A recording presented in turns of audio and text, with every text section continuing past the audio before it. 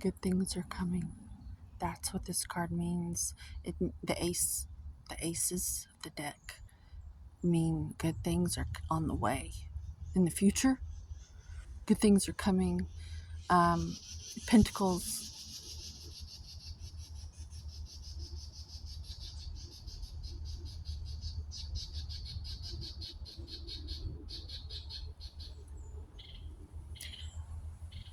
Those birds aren't familiar with me. I'm in a new location.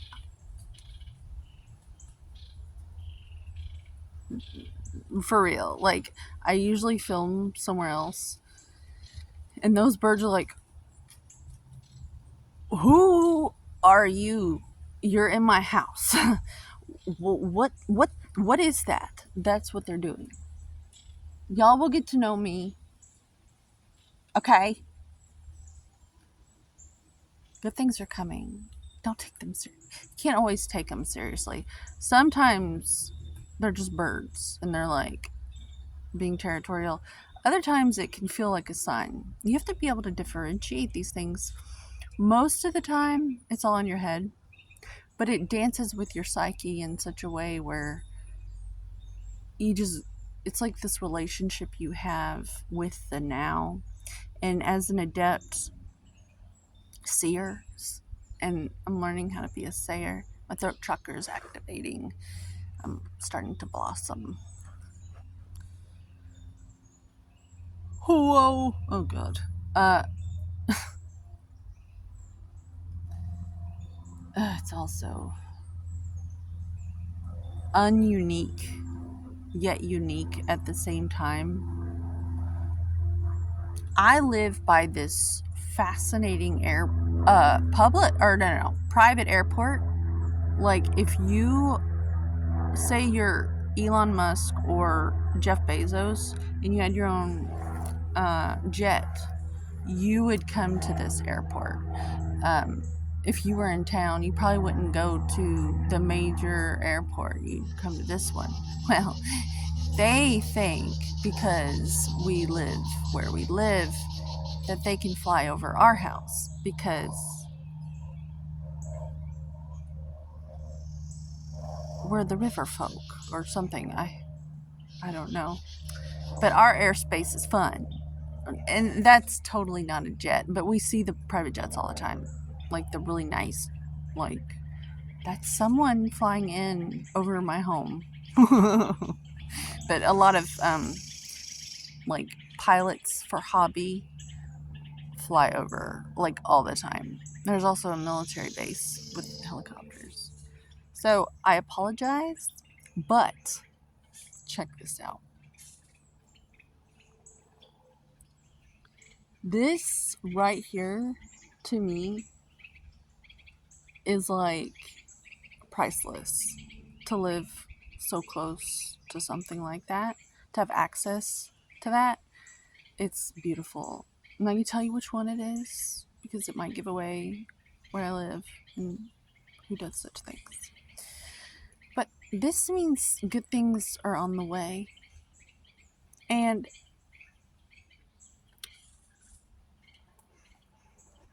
I'm reminded to speak on another movie and how sometimes when you're setting your goals and you're aiming for a target of your goals, you have to curve bullets around dead pigs, dead swine. They say don't cast your pearls among swine. Guess which movie I'm talking about. That would be fun. Guess which movie I'm talking about. I'm a little savant Quentin Tarantino about these things, but it's not a Tarantino one. But so you have to curve the bullet. Like if you pull the trigger on your dream, like they say that in business all the time. Are you ready to pull the trigger? Well, when you do that, you have to curve your bullet around these dead swine hanging there on a chain of their own stuff that they are probably unaware of, but you are, because you are an adept in such things. You've hit targets before. I'm going to talk about getting off of opiates a lot because it's like, I feel like Eowyn in that no one can kill me, no man can kill me, and I am no man. My initials are K and O, and I fucking killed you, bitch. That's a different movie. But the movie I'm talking about right now is called Dun Dun Dun Wanted.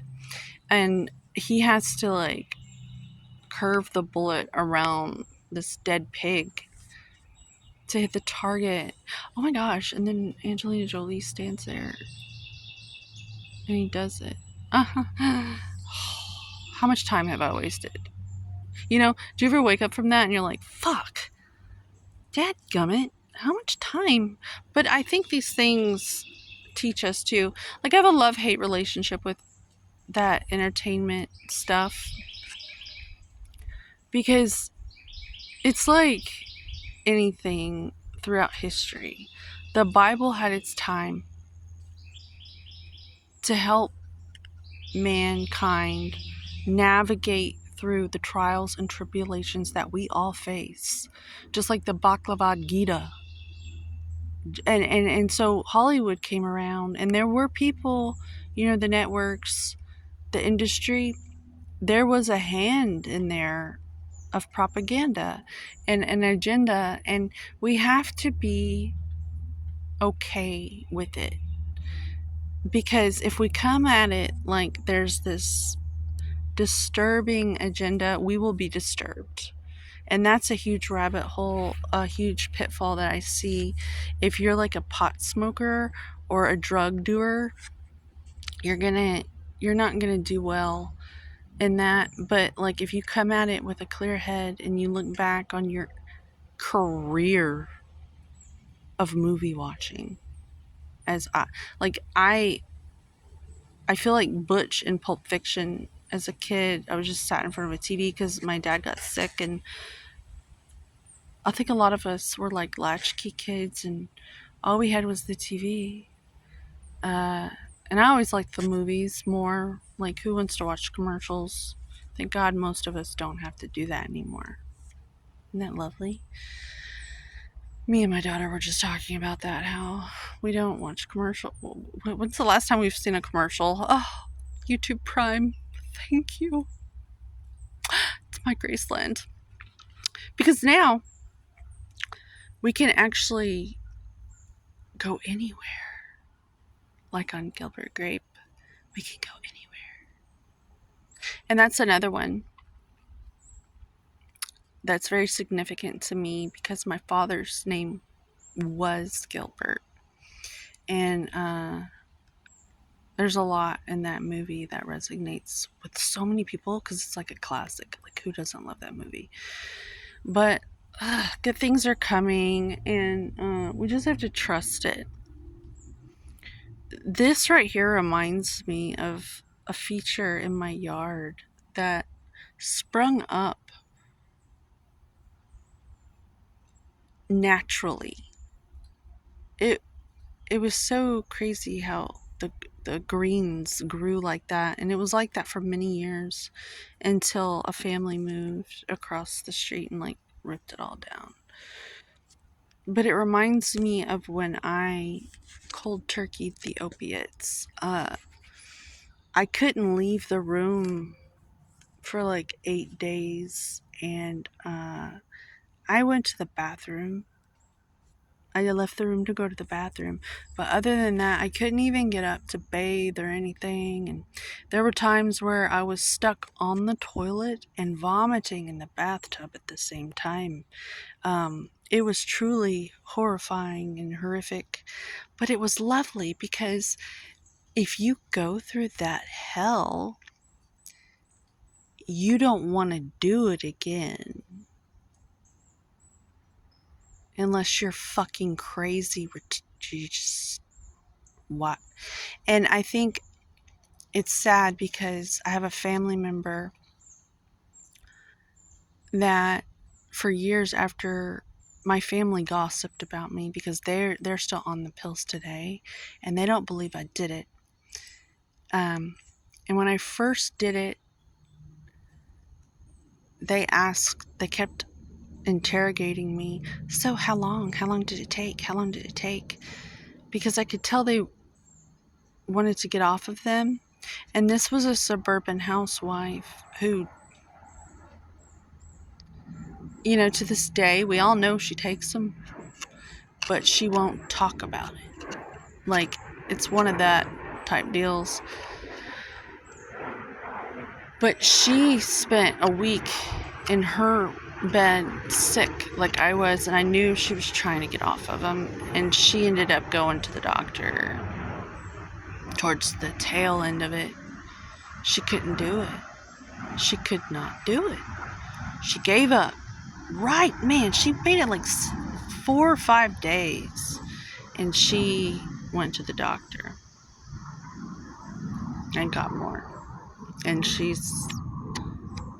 I miss her so much. She was like my second mother, and I've had to distance, like my whole family was like wiped out by these things.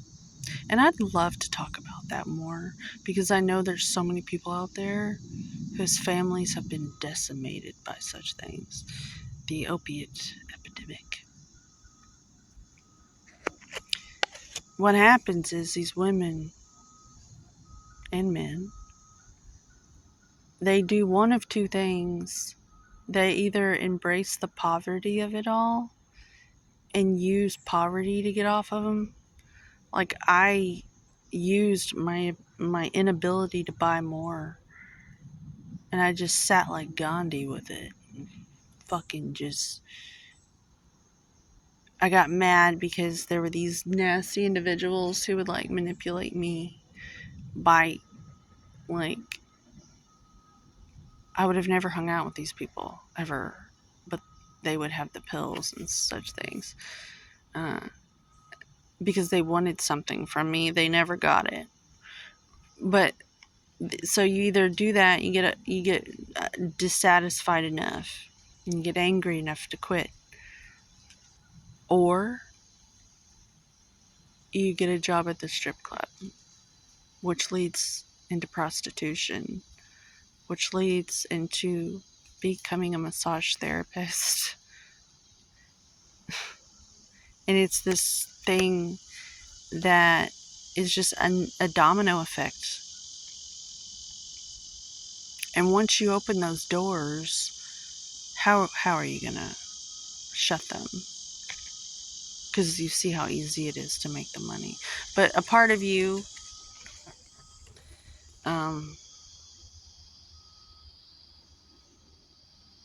I want this for you.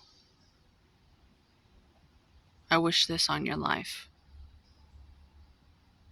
If you're watching this, gosh, I wish I could just speak it into existence. I want you to get dissatisfied and upset enough that you will just take this fucking opportunity and seed it into yourself to where if someone's trying to hand you pills that you don't want to hang out with, that you're just so disgusted by that manipulation that, because that's what happened to me. This guy took off for like those 5 days, and then he came back with like a handful of oxys to my other aunt's house, and it's like, oh, I'm so sorry. He had the major hots for me. It's disgusting. I assure you. But they always think that they can, and that's how it all, it's so messed up. I want you to get so pissed off at the person trying to hand you and get in your life and get in your head, to like manipulate you with these things that, because that's what it took. I just got so disgusted by being manipulated. I got angry. This video's gone on way too long. but a little bit about myself and where I come from, and that's a little bit of behind the scenes of how I got off of them, like my origin story.